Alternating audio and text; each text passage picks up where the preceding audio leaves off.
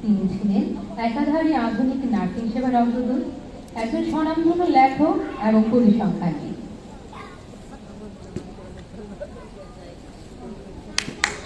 বলছি 1820 সালের একটা কাহিনী। ইতালির ফ্লোরেন্স শহরে উইলিয়াম এডওয়ার্ড নাইটিঙ্গেল ও ফ্রান্সিস নাইটিঙ্গেলের ঘর আলোকিত করে আসে এক কন্যা সন্তান।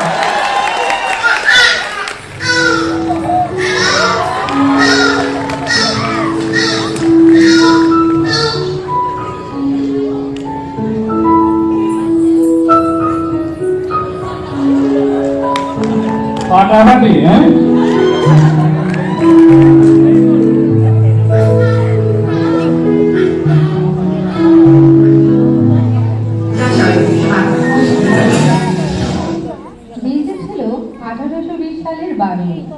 জন্মস্থানের নামানুসারে তার নাম রাখা হয় Florence nightingale. Lady with the lamp ছিল তারই প্রতীকী নাম। ছোটবেলা থেকেই ফ্লোরেন্স পড়াশোনাতে খুবই ভালো ছিল। তখন থেকে সে নিজের মধ্যে একজন শিক্ষিত হওয়ার স্বপ্ন লালন করতে থাকে।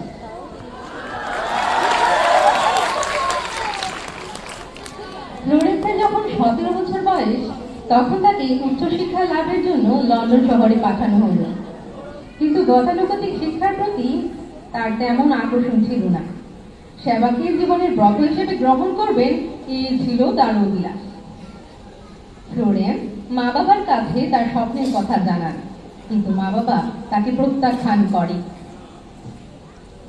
তা সত্ত্বেও 1844 সালে তিনি জার্মানির লুথেরান হসপিটালে নার্সিং স্টুডেন্ট হিসেবে যোগদান করেন। পড়াশোনা শেষ করে তিনি লন্ডনে ফিরে আসেন এবং মিডলসেক্স হসপিটালে নার্স হিসেবে যোগ দেন। নিষ্ঠা, শ্রম ও মনোবৃত্তি দিয়ে অল্প সময়ে তিনি সবাইকে বিস্মিত করে দিলেন। 1 বছরের মধ্যে তার সুপারিনটেন্ডেন্ট পদে পদোন্নতি হয়। 1853 সালে শুরু হয় ক্রিমিয়ার যুদ্ধ।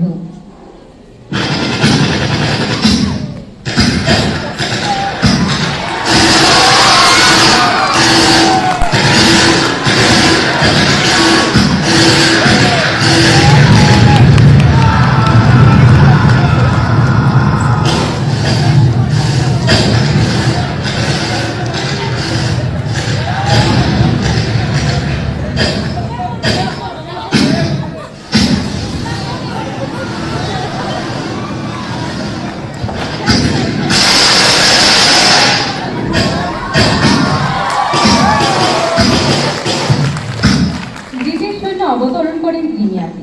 ক্রিমিয়ার প্রান্তরে ইংল্যান্ড ও রাশিয়ার যুদ্ধ চলে। দুই পক্ষে শত শত সৈনিক আহত ও নিহত হন। কিন্তু সেখানে যুদ্ধে আহত পঙ্গু সৈনিকদের কোনো চিকিৎসার সুবিধা না থাকায় আহত সৈনিকদের মাঝে নেমে আসে অবর্ণনীয় দুঃখ ও দুর্দশা। আহত সৈন্যদের যন্ত্রণা ফ্লোরেন্সের মনে দারুণ ক্ষতের সৃষ্টি করে। ফলে তিনি 38 জন প্রশিক্ষিত সেবিকা সহ সেবার ব্রত নিয়ে এগিয়ে আসেন।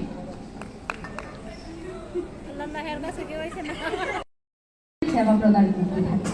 খাওয়া নেই, ঘুম নেই, তারই মাঝে ছুটে চলেছেন আপন মনে। কোনো ক্লান্তি নেই, বিরক্তি নেই। সেখানে ওষুধের ঘাটতি, অস্বাস্থ্যকর পরিবেশ। সংক্রমণ থেকে রোগীদের রক্ষা করতে কাজ করে যাচ্ছে। তার সহযোগিতায় কিছুদিনের মধ্যেই যোদ্ধাগণ সুস্থ হয়ে ওঠেন। তারপর তিনি লন্ডনে ফিরে আসেন।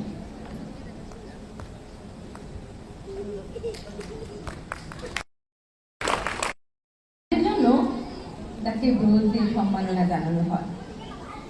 এছাড়াও তাকে দেওয়া হয় $2,50,000।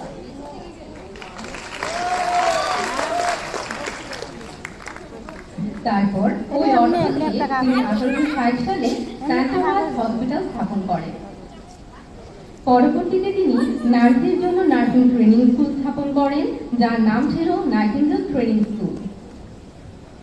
এভাবেই তিনি জনসাধারণের মাঝে পরিচিতি লাভ করেন।